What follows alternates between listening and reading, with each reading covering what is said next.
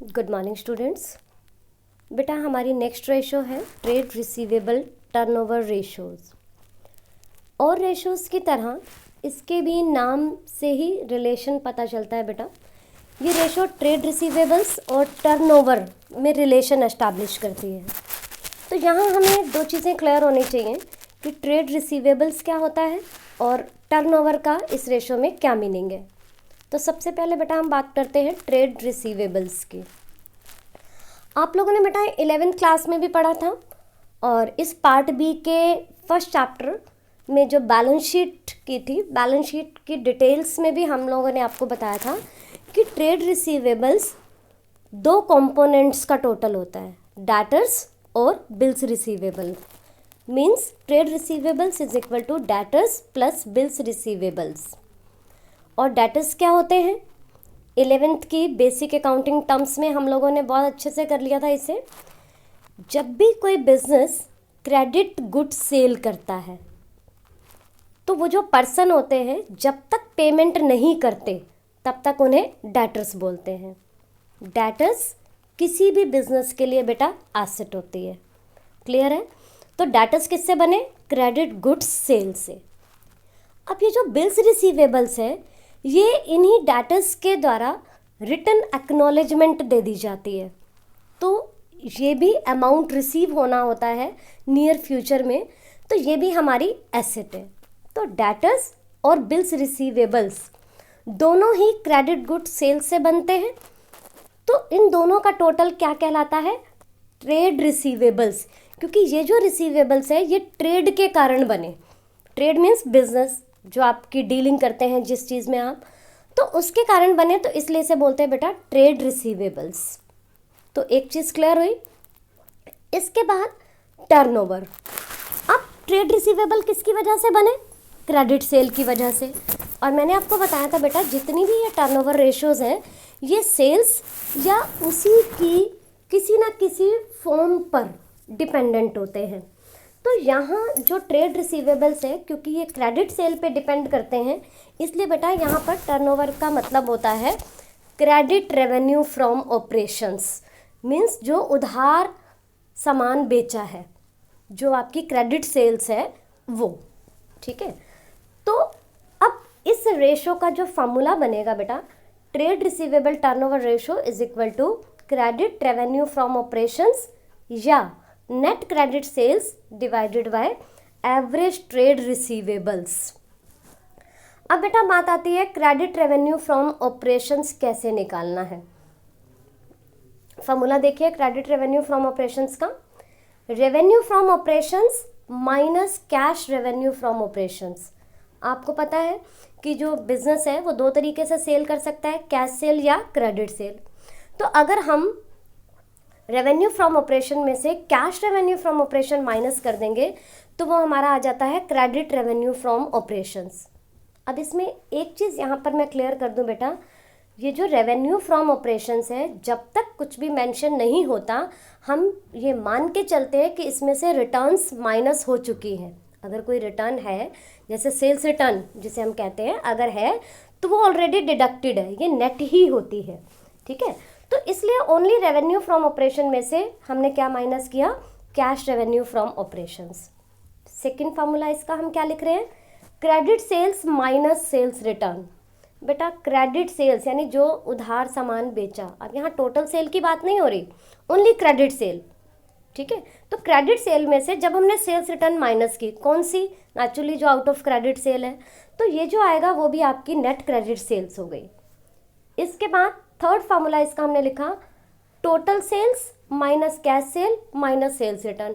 अब मान लो क्वेश्चन में टोटल सेल गिवन है, कैश सेल गिवन है, तो पहले आप टोटल सेल में से कैश सेल माइनस कर दो तो क्या आ जाएगी? Credit sales.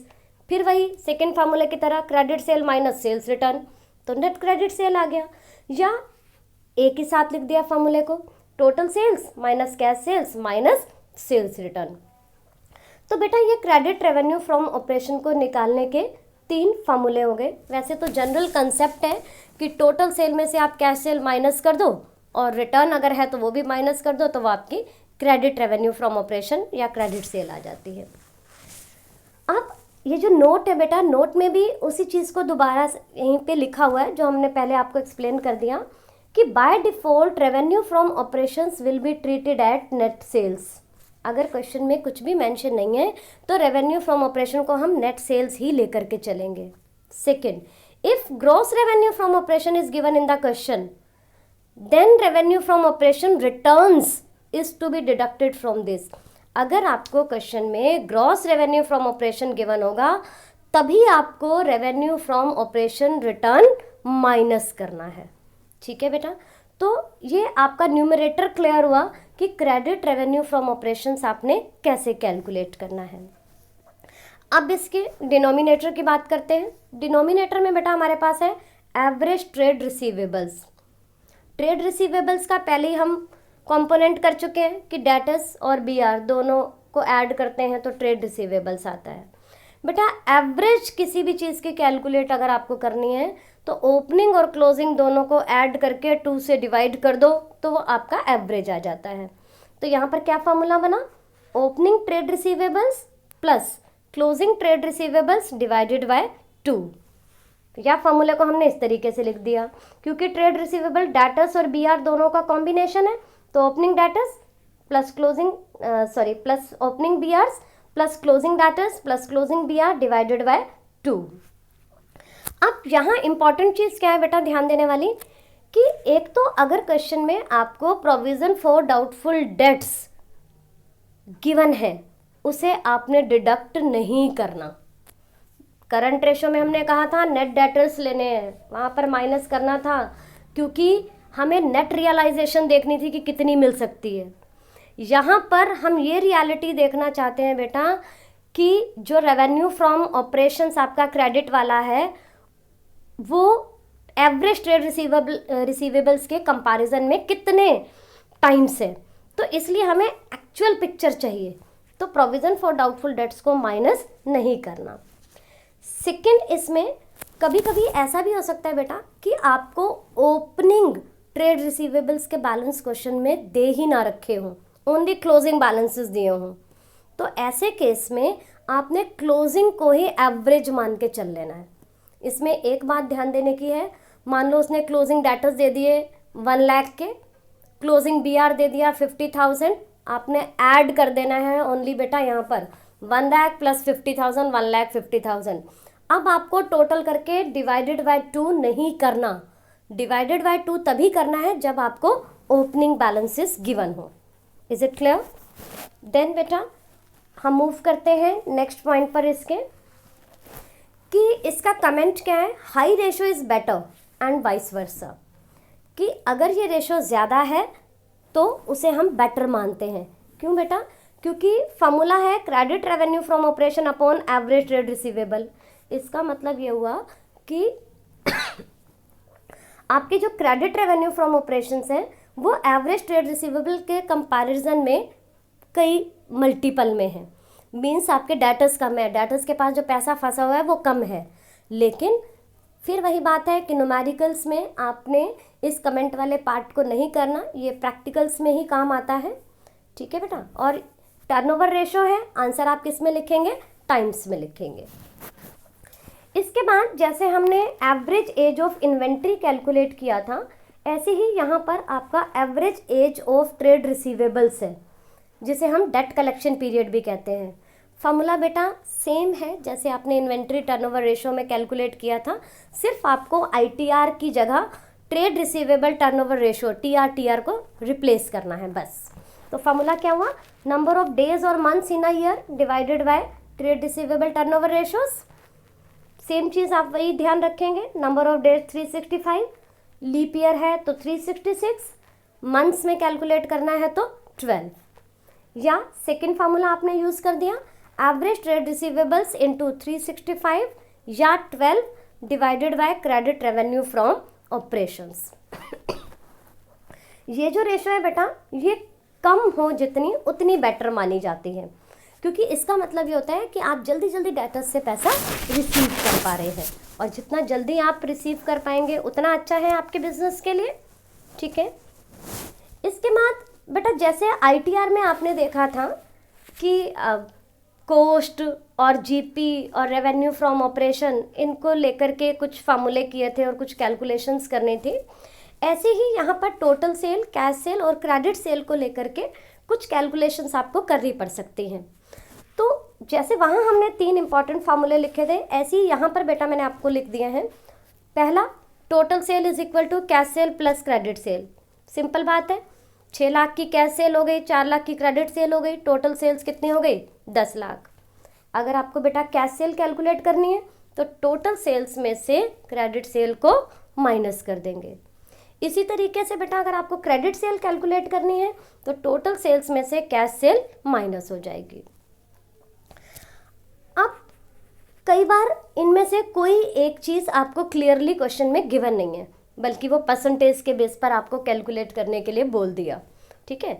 तो आपको क्वेश्चन की लैंग्वेज के अकॉर्डिंगली बेटा उसे कैलकुलेट करना है। एक एग्जाम्पल मैं यहाँ पर आपको दे रही हूँ, बाकी आपने ITR के टाइम जितने भी वो कंसेप्ट्स किए थे उन्हीं सभी कंसेप्ट्स को ध्यान रखना है और क्वेश्चन की लैंग्वेज को माइन्यूटली पढ़ते रहना है, तो आप इसे सॉल्व कर लेंगे। एक एग्जाम्पल हमने लिया कि लेट अस सपोज कि टोटल सेल्स है 4 लाख, कैश सेल है 25% ऑफ क्रेडिट सेल और आपको कैलकुलेट करना है क्रेडिट सेल, ठीक है बेटा। एक सिंपल कंसेप्ट हमेशा अपने माइंड पर रखिए, जो भी चीज़ आपको कैलकुलेट करनी है या जिस पर भी बेस्ड आपको कोई परसेंटेज गिवन है, अगर वो आपके पास क्वेश्चन में नहीं है तो उसे आपको लेट करना है। जैसे अब यहाँ पर कैश सेल क्या गिवन थी?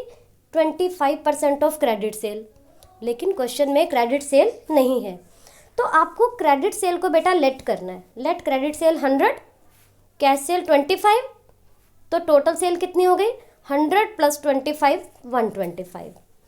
फिर जो आपने ITR में क्रॉस मल्टीप्लिकेशन वाला कंसेप्ट किया था उसी को हम यहाँ पर फॉलो करेंगे। एक साइड पे लिख दिया टोटल सेल, एक साइड पे लिख दिया credit sale. Total sale 125, credit sale 100 और टोटल सेल देखो जो आपको क्वेश्चन में गिवन है बेटा 4 लाख, वो हमने 4 लाख लिख दी, क्रेडिट सेल पे क्वेश्चन मार्क लगा दिया। By cross multiplication 4 lakh into 100 divided by 125, credit sale बेटा कैलकुलेट हो गई 3,20,000। इसी तरीके से कोई भी केस आपका आएगा, बस आपने उसको ध्यान से पढ़ना है लैंग्वेज को कि कौन सी आइटम किसके ऊपर बेस्ड है। वो चीज़ क्वेश्चन में है तो डायरेक्ट मल्टीप्लाई कर लो, नहीं है तो लेट करके, यही 3 बेसिक जो फार्मूले हैं बेटा, इन्हीं को ध्यान में रखते हुए आपने सॉल्यूशन कर लेने हैं। इसके बाद कुछ क्वेश्चन बेटा इसमें ऐसे भी आएंगे जिसमें आपको ओपनिंग और क्लोजिंग ट्रेड रिसीवेबल्स कैलकुलेट करने होंगे। जैसे इन्वेंट्री टर्नओवर रेशो में भी ओपनिंग और क्लोजिंग इन्वेंट्री को कैलकुलेट करना था आपको, और कुछ केसेस आपको बताए थे, जैसे मोर देन वाला, टाइम्स वाला, टाइम्स एंड मोर देन वाला, लेस देन वाला। उसी तरीके से बेटा यहाँ पर भी आपके वो सारे केसेस आ सकते हैं, तो वही कंसेप्ट आपने पहले वाले ध्यान में रखने हैं और ये भी आपके क्वेश्चन सॉल्व हो जाएंगे। क्योंकि अगर आप वो पहले से बहुत अच्छे तरीके से कर चुके हैं तो इन क्वेश्चंस में बेटा आपको बहुत ज़्यादा टाइम नहीं लगेगा। और बाय चांस अगर किसी का ITR का टॉपिक रह गया है करना, तो आई रिक्वेस्ट टू ऑल कि पहले वो ITR वाला जो वीडियो है, दोनों वीडियोस वो अच्छे तरीके से देखो, उनके क्वेश्चन सॉल्व करो बेटा, फिर उसके बाद इस टॉपिक को करना। होमवर्क देख लीजिए, इलस्ट्रेशन 79 to 88, पहले आप ये अच्छे तरीके से इलस्ट्रेशन सारी सॉल्व कर लेंगे। देन इसके बाद बेटा एक्सरसाइज के क्वेश्चन 85 to 99, इसमें आपने 96 क्वेश्चन अभी छोड़ देना है, ठीक है बेटा। तो आप इसे सॉल्व कर लें। अगर आपका कोई भी डाउट आता है तो वो डाउट आप हमसे पूछ सकते हैं। बेटा ये जितना भी आपका वर्क है आप सभी इसे फेयर नोटबुक में साथ के साथ कंप्लीट करें, वेट नहीं करें किसी चीज़ की और किसी इंस्ट्रक्शन की, ठीक है बेटा। Thank you and have a nice day.